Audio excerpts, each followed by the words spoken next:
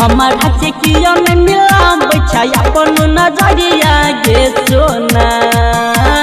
हमारा चेकिया में मिला बैठा अपन नजरिया गे सोना। ससुरवा जाई से पहले खियई है जहरिया गे सोना। ससुरवा जाई से पहले खियई है जहरिया गे सोना। हमारा चेकिया नहीं मिला बैठा अपन नजरिया गे सोना। हमारा चेकिया नहीं मिला बैठा अपन नजरिया गे सोना। ससुरवा जाई से पहले खियई है जहरिया गे सोना। ससुरवा जाई से पहले खियई है जहरवा गे सोना। खियई है जहरवा गे सोना। ससुरवा जाई से पहले खियई है जहरवा गे सोना।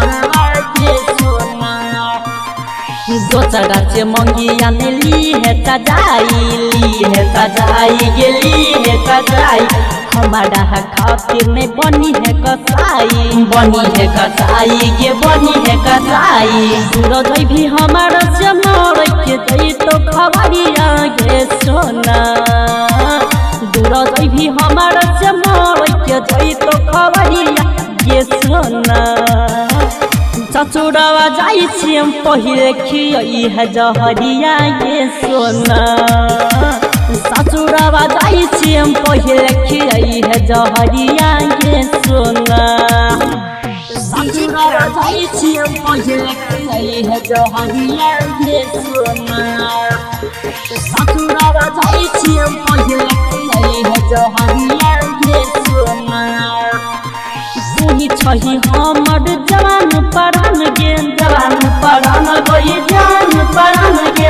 हमारा ओटक है तोई मुस्कान गे गई तू मुस्कान गे। पवन प्रमोद रात के कहियो नहीं आवे दी है गे रोना।